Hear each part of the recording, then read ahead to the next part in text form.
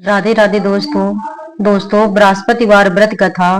प्राचीन समय में विदर्भ देश में चित्रसेन नामक राजा राज्य करता था। वह अत्यंत दयालु और धर्मात्मा और दानी था। दीन अनाथों को धन बांटता था, किंतु उसकी रानी बहुत कृपण थी। उसको राजा के दान धर्म के कार्य अच्छे नहीं लगते।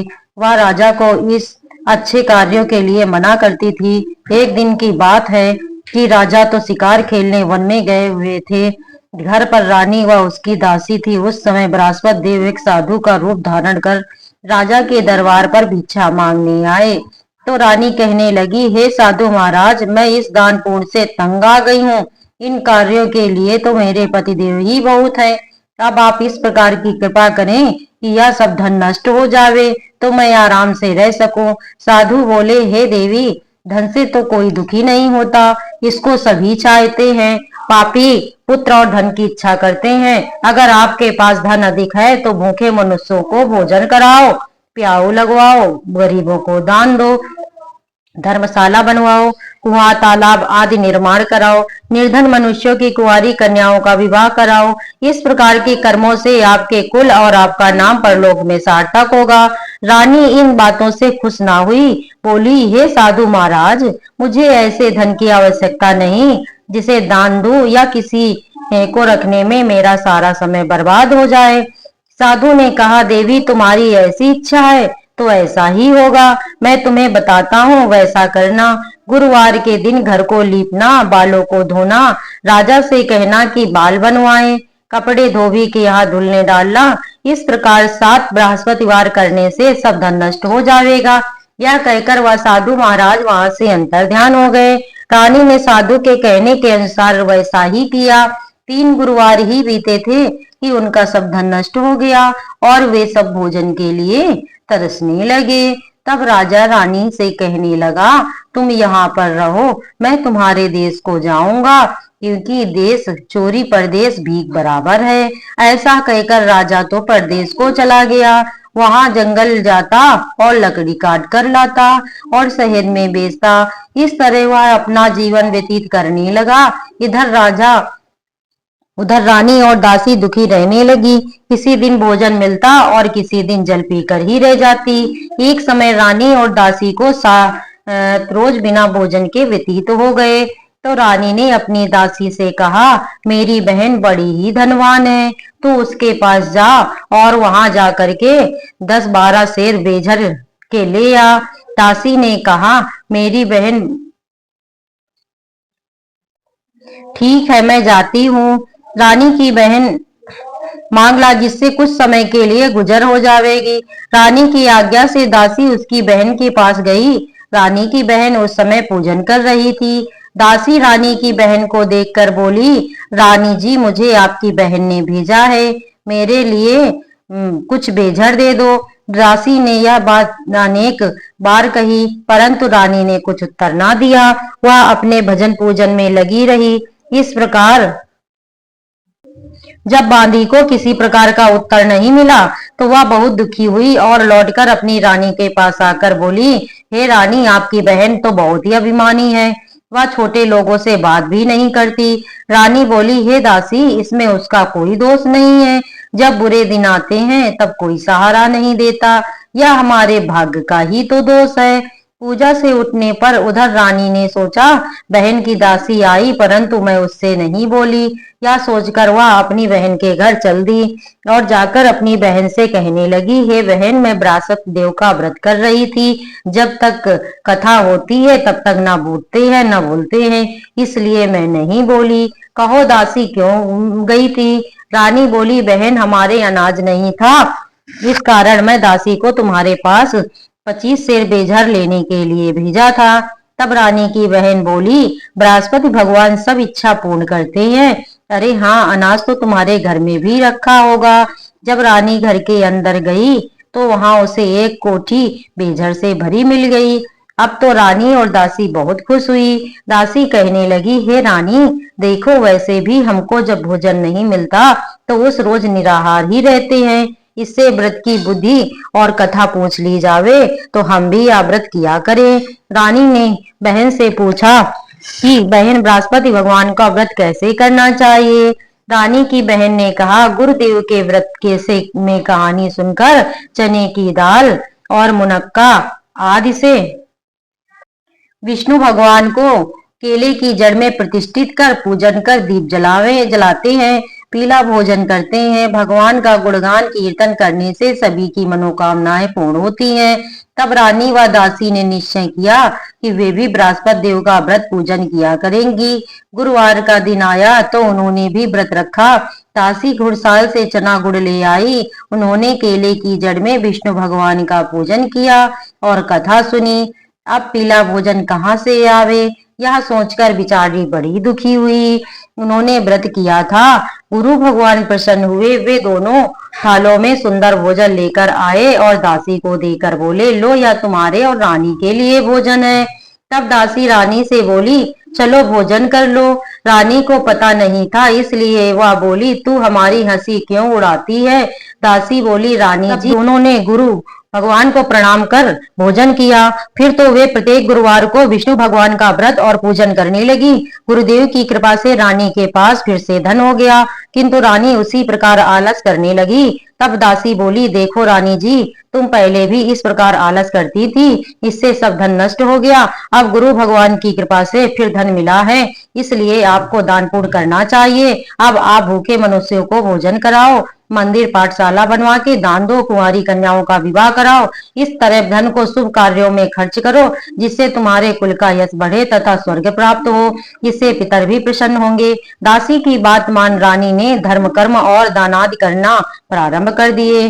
चारों ओर उनका यश बढ़ने लगा। एक दिन रानी और दासी विचार करने लगी कि ना जाने हमारे राजा किस हाल में होंगे, उनकी कोई खबर नहीं मिल रही।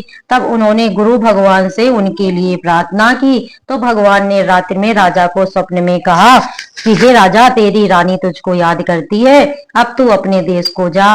राजा प्रातः काल उठा और विचार करने लगा, स्त्री जाति खाने पहनने की संगिनी होती है, पर भगवान की आज्ञा मानकर वह अपने नगर के लिए चलने को तैयार हुआ। इससे पूर्व जब राजा परदेश चला गया था, तो वह परदेश में दुखी रहता था। प्रतिदिन जंगलों में लकड़ी बीन कर लाता और उन्हें शहर में बेचकर मुझे अपने जीवन को बड़ी कठिनता से व्यतीत करता था। एक दिन राजा दुखी होने लगा। तब उस जंगल में दयालु बृहस्पति देव एक साधु का रूप धारण कर आए और बोले, हे लकड़ारे, तुम इस सुनसान जंगल में किस चिंता में बैठे हो, मुझको बताओ। साधु की वंदना कर राजा बोला, हे प्रभु, आप सब कुछ जानने वाले हो। इतना कहकर राजा ने अपनी संपूर्ण कहानी सुना दी।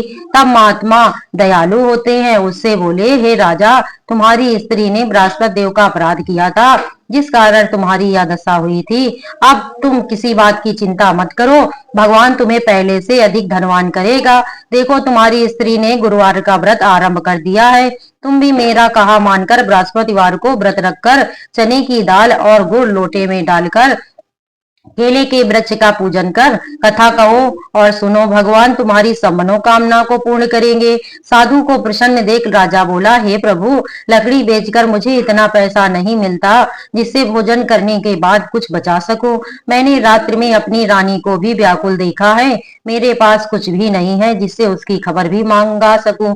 फिर मैं कौन सी कथा कहूं, या मुझे कुछ भी मालूम नहीं। साधु ने कहा, तुम किसी बात की चिंता मत करो। बृहस्पतिवार के दिन तुम रोजाना की तरह लकड़ियां लेकर शहर जाओ, तुम्हें रोज से दुगना धन प्राप्त होगा, जिससे तुम पेट भर भोजन कर लोगे तथा बृहस्पति देव की पूजा का सामान भी आ जाएगा।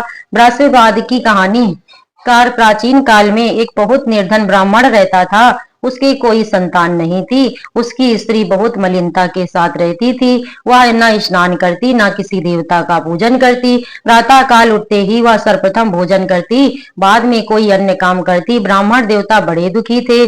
बेचारे बहुत कुछ कहते, किंतु उनका परिणाम ना कुछ निकलता। भगवान की कृपा से ब्राह्मण की स्त्री के कन्या रूपी रत्न पैदा हुआ। वह धीरे धीरे बड़ी होने लगी। बालिका प्रातः काल स्नान करके विष्णु भगवान का जप और गुरुवार का व्रत करने लगी। अपने पूजन को समाप्त करके वह स्कूल जाती समय मुट्ठी में जौ भर के ले जाती और स्कूल के मार्ग में डालती जाती। वे जौ स्वर्ण के हो जाते, जिन्हें लौटते समय वह बीन कर ले आती थी। एक दिन वह बालिका सूप में सोने के जौ फटक कर साफ कर रही थी कि उसके पिता ने देख लिया, तो कहा, बेटी, सोने के जौ फटकने के लिए सोने का सूप होना चाहिए। दूसरे दिन गुरुवार था। कन्या ने व्रत रखा और बृहस्पति देव से प्रार्थना करके कहा, हे प्रभु, मैंने आपकी पूजा सच्चे मन से की हो तो मेरे लिए सोने का सूप भी दे दो। बृहस्पति देव ने उसकी प्रार्थना स्वीकार कर ली। नित्य की भांति वह जौ डालती हुई पाठशाला गई। जब लौटते समय आई तो भीन रही थी, तो बृहस्पति देव की कृपा से उसे वहां सोने का सूप मिला। उसे वह घर ले आई और वह उससे जौ साफ कर रही थी। घर में सब प्रकार का सुख और मंगल हो गया। एक दिन की बात है कि वह कन्या सोने के सूप के जौ फटक कर साफ कर रही थी। उसी समय नगर का राजकुमार वहां होकर निकला। इस कन्या के रूप और कार्य को देखकर बहुत ही मोहित हो गया। वह घर जाकर भोजन तथा जल त्याग कर उदास होकर लेट गया। राजा को जब इस बात का पता लगा तो वह अपने प्रधानमंत्री के साथ उसके घर आए और बोले, बेटा, तुम्हें किस बात का कष्ट है? किसी ने तुम्हारा अपमान किया अथवा कोई भी अन्य कारण हो सो कहो, मैं वही कार्य करूंगा जिससे तुम्हारी प्रसन्नता हो। राजकुमार बोला, ने अपने पिता की बातें सुनी और बोला, मुझे आपकी कृपा से किसी बात का दुख नहीं है और न किसी ने मेरा अपमान किया है, परंतु मैं उस लड़की के साथ विवाह करना चाहता हूँ जो सोने के सूप में जौ साफ कर रही थी। वह सुनकर राजा आश्चर्य में पड़ गया और बोला, हे बेटा, इस तरह की कन्या का पता तुम ही लगाओ, मैं उसके साथ तुम्हारा विवाह अवश्य ही करवा दूंगा।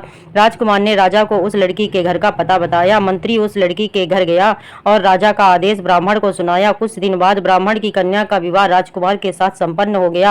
कन्या के घर से जाते ही उस ब्राह्मण देवता के घर में पहले की तरह गरीबी का वास हो गया। अब भोजन के लिए भी अन्न बड़ी मुश्किल से मिलता था। एक दिन दुखी होकर ब्राह्मण अपनी पुत्री से मिलने गया। बेटी ने पिता की दुखी अवस्था को देखा और अपनी माँ का समाचार पूछा। ब्राह्मण देवता ने सभी हाल कह सुनाया। तब कन्या ने बहुत सारा धन देकर अपने पिता को विदा कर दिया। इस तरह ब्राह्मण का कुछ समय सुखपूर्वक बीता, लेकिन कुछ दिन बाद फिर वही हाल हो गया। ब्राह्मण फिर अपनी कन्या के यहाँ गया और सभी हाल कहा तो पुत्री कहने लगी, हे पिताजी, अब माता जी को यहाँ लिवा लाओ, मैं उसे वह भी बताऊंगी जिससे गरीबी दूर हो जाए। तब ब्राह्मण देवता अपनी पत्नी को साथ लेकर अपनी पुत्री के पास राजमहल में पहुंचे तो पुत्री अपनी माँ को समझाने लगी, हे माँ, तुम प्रातः काल उठकर प्रथम स्नान करके विष्णु भगवान का पूजन करो तो सब दरिद्रता दूर हो जाएगी। परंतु उसकी माँ ने उसकी एक बात न मानी। वह प्रातः काल उठकर अपनी पुत्री का बचा हुआ जूठन खा लेती थी। एक दिन उसकी पुत्री को बहुत गुस्सा आया और उसने एक रात को सारा सामान निकाल दिया और उसमें माँ को बंद कर दिया। प्रातः उसमें से निकाला और स्नान करा के पूजा पाठ करवाया तो उसकी माँ की बुद्धि ठीक हो गई। इसके बाद वह नियम से पूजा पाठ करती और प्रत्येक बृहस्पतिवार को व्रत करती। इस व्रत के पूर्ण प्रभाव से उसकी माँ भी बहुत धनवान हो गई और बृहस्पति देवता के प्रभाव से स्वर्ग को गई। वह ब्राह्मण भी सुखपूर्वक इस लोक को सुख भोग कर स्वर्ग को प्राप्त हुए। इस तरह कहानी कहकर साधु महाराज वहां से अंतर्ध्यान हो गए। धीरे धीरे समय बीतने पर फिर बृहस्पति वार का दिन आया। राजा जंगल से लकड़ी काटकर किसी शहर में बेचने गया। उसे उस दिन और एक दिनों से अधिक धन मिला। राजा ने चना गुड़ आदि लाकर बृहस्पतिवार का व्रत किया। उस दिन से उसके सभी कलेश दूर हुए, परंतु जब अगला गुरुवार का दिन आया तो वह बृहस्पतिवार का व्रत करना भूल गया। इस कारण बृहस्पति भगवान नाराज हो गए। उस दिन उस नगर के राजा ने विशाल यज्ञ का आयोजन किया तथा अपने समस्त राज्य को में घोषणा करवा दी कि कोई भी मनुष्य अपने घर में भोजन न बनावे और न आग जलावे। समस्त जनता मेरे यहाँ भोजन करने आए। इस आज्ञा को जो न मानेगा उसको फांसी की सजा दी जाएगी। राजा की आज्ञा अनुसार राज्य के सभी निवासी राजा के भोज में सम्मिलित हुए, लेकिन लकड़हारा कुछ देर से पहुंचा, इसीलिए राजा उसको अपने साथ महल ले गए। जब राजा लकड़हारे को भोजन करा रहे थे तो रानी की दृष्टि उस खूंटी पर पड़ी जिस पर उसका हार लटका हुआ था। उसे हार खूंटी पर लटका दिखाई नहीं दिया। रानी को निश्चय हो गया कि मेरा हार उस लकड़हारे ने चुरा लिया। उसी समय सैनिक बुलवाकर उसको कैदखाने में डलवा दिया। जब लकड़हारा कारागार में पड़ गया तो बहुत दुखी होकर विचार करने लगा कि न जाने कौन से पूर्व जन्म के कर्म से मुझे यह दुख प्राप्त हुआ है, और उसी साधु को याद करने लगा जो जंगल में मिला था। तत्काल बृहस्पति देव साधु के रूप में प्रकट हो गए और उसकी दशा को देखकर कहने लगे, अरे मूर्ख, तूने बृहस्पति देव की कथा नहीं की, इस कारण तुझे दुख प्राप्त हुआ है। अब चिंता मत कर, बृहस्पतिवार के दिन कारागार के दरवाजे पर 4 पैसे पड़े मिलेंगे, उनसे तू बृहस्पति देव की पूजा करना तो तेरे सब कष्ट दूर हो जाएंगे। अगले बृहस्पतिवार उसे जेल के द्वार पर 4 पैसे पड़े मिले। राजा ने पूजा का सामान मंगवाया, कथा कही और प्रसाद बांटा। उसी रात्रि को बृहस्पति देव ने उस नगर के राजा को स्वप्न में कहा, हे राजा, तूने जिस आदमी को जेल में बंद कर दिया वह निर्दोष है, वह राजा है, उसे छोड़ देना। रानी का हार उसी खूंटी पर लटका हुआ है, अगर तू ऐसा नहीं करेगा तो मैं तेरे राज्य को नष्ट कर दूंगा। राजा प्रातः काल उठा और खूंटी पर हार टंगा देखकर लकड़हारे को बुलाकर क्षमा मांगी तथा राजा के योग्य सुंदर वस्त्र आभूषण भेंट कर उसे विदा किया। गुरुदेव की आज्ञा अनुसार राजा अब अपने नगर को चल दिया। राजा जब नगर के निकट पहुंचा तो उसे बड़ा ही आश्चर्य हुआ। नगर में पहले से अधिक बाग, तालाब और कुएं तथा बहुत सी धर्मशाला, मंदिर आदि बने हुए हैं। राजा ने पूछा कि यह किसका बाग और धर्मशाला है। तब नगर के सब लोग कहने लगे, यह सब रानी और दासी का है। राजा आश्चर्य में पड़ गया और गुस्सा भी आया। तब रानी ने जब खबर सुनी कि राजा आ गए हैं तो उसने अपनी दासी से कहा, हे दासी, देख राजा हमको कितनी बुरी हालत में छोड़ गए थे, वह हमारी ऐसी हालत देखकर लौट ना जाएं, इसलिए तू दरवाजे पर खड़ी हो जा। रानी की आज्ञा अनुसार दासी दरवाजे पर खड़ी हो गई। जब राजा आए तो उन्हें अपने साथ महल लिवा लाई। तब राजा क्रोध में अपनी तलवार निकाली और पूछने लगा, बताओ यह धन तुम्हें कैसे प्राप्त हुआ है। तब रानी ने बताया, हमें यह सब धन बृहस्पति देव के व्रत के प्रभाव से प्राप्त हुआ है। राजा यह सुनकर बहुत ही खुश हुआ। अब राजा ने निश्चय किया कि वह 7वें दिन तो सभी बृहस्पति देव का पूजन करते हैं, परंतु मैं प्रतिदिन कई बार कहानी कहूंगा। राजा के दुपट्टे में हर समय दाल बंधी रहती थी। वह दिन में 3 बार कहानी कहता। एक रोज राजा ने सोचा, चलो अपनी बहन के यहाँ हो आमे। यह सोचकर राजा घोड़े पर सवार हो अपनी बहन के यहाँ चल दिया। मार्ग में उसने देखा कि कुछ आदमी एक मुर्दे को लिए जा रहे हैं। उन्हें रोककर राजा कहने लगा, अरे भैया, बृहस्पति देव की कहानी सुन लो। वे बोले, लो, हमारा तो आदमी मर गया, इसी अपनी कथा की पड़ी है। कुछ आदमी बोले, अच्छा कहो, हम तुम्हारी कथा सुनेंगे। राजा ने दाल निकाली और कथा कही। तब कथा आधी हुई तो मुर्दा हिलने लगा और जब कथा समाप्त होने पर राम राम करके वह मुर्दा खड़ा हो गया। आगे मार्ग में एक किसान खेत में हल चलाता मिला। राजा उससे बोला, अरे भैया, मेरी बृहस्पतिवाद की कथा सुन लो। किसान बोला, जब तक मैं तेरी कथा सुनूंगा तब तक 4 हरया जोत लूंगा, अपनी कथा किसी और को सुनाना। राजा आगे चला, परंतु राजा के हटते ही बैल पछाड़ खाकर गिर गए तथा किसान के पेट में बहुत जोर से दर्द होने लगा। उसी समय उसकी माँ रोटी लेकर आई। उसने जब यह देखा तो अपने पुत्र से कारण पूछा। बेटे ने सभी हाल कह दिया तो बुढ़िया दौड़ी दौड़ी उड़ घुड़सवार के पास गई और बोली, तुम्हारी कथा मैं सुनूंगी, तुम अपनी कथा मेरे खेत पर चलकर कहना। राजा ने बुढ़िया के खेत पर कथा कही और जिसके सुनते ही बैल खड़े हो गए तथा किसान के पेट का दर्द दूर हो गया। यहाँ से राजा अपनी बहन के घर आ पहुंचा। बहन ने भाई की मेहमानी की। दूसरे दिन प्रातः काल राजा जागा तो उसने देखा कि सब लोग भोजन कर रहे हैं। राजा ने अपनी बहन से कहा कि ऐसा कोई मनुष्य है जिसने भोजन ना किया हो, वह मेरी बृहस्पतिवार की कथा सुन ले। बहन बोली, हे भैया, यह सभी लोग भोजन करते पहले और बाद में अन्य कोई कार्य करते। अगर कोई पड़ोस में हो तो मैं बुला लाती हूँ, परंतु उसे वहां ऐसा कोई व्यक्ति नहीं मिला जिसने भोजन ना किया हो। राजा के फिर कहने पर वह एक कुम्हार के घर गई जिसका लड़का बीमार था। उसे मालूम हुआ कि उसके यहाँ 3 रोज से किसी ने भोजन नहीं किया। रानी ने अपने भाई की कथा सुनने के लिए कहा तो वह तैयार हो गया। राजा ने उसके घर जाकर बृहस्पतिवार की कथा कही, जिसको सुनकर उसका लड़का ठीक हो गया। अब तो राजा की और व्रत की प्रशंसा होने लगी। एक दिन राजा ने अपनी बहन से कहा, हे बहन, अब हम अपने घर को जाएंगे, तू भी तैयार हो जा। राजा की बहन ने अपनी सास से कहा। सास बोली, हाँ चली जा, परंतु अपने लड़कों को मत ले जाना, क्योंकि तेरे भाई के कोई संतान नहीं है। बहन ने अपने भैया से कहा, हे भैया, मैं तो चलूंगी, परंतु कोई बालक नहीं जाएगा। राजा बोला, कोई बालक नहीं चलेगा तो तू ही क्या करेगी। बड़े दुखी मन से राजा अपने नगर को लौटा। राजा ने अपनी रानी से कहा, हम निर्वंशी हैं, हमारा मुख देखने का धर्म नहीं। दुखी हो उसने कुछ भोजन आदि भी नहीं किया। रानी बोली, हे प्रभु, बृहस्पति देव ने हमें सब कुछ दिया है, हमें संतान भी अवश्य देंगे। उसी रात को बृहस्पति देव ने राजा को स्वप्न में कहा, हे राजा, अब सोच को त्याग दे, तेरी रानी गर्भ से है। ऐसा सुनकर राजा को बड़ी खुशी हुई। 9वें महीने उसके पुत्र पैदा हुआ। राजा बोला, हे रानी, स्त्री बिना कहे नहीं रह सकती, इसीलिए मेरी बहन आवे तो तुम उससे कुछ मत कहना। रानी ने सुनकर हाँ कर दी। अब जब राजा की बहन ने यह शुभ समाचार सुना तो वह बड़ी खुशी से बधाई लेकर भाई के यहाँ आई। तब रानी बोली, मेरी ननद घोड़ा चढ़कर तो नहीं आई, गधा चढ़ के आई। राजा की बहन बोली, भाभी, यदि मैं ऐसा ना कहती तो तुम्हें संतान कैसे मिलती। बृहस्पति देव ऐसे ही दयालु हैं, अपने भक्तों की मनोकामनाएं पूरी करते हैं।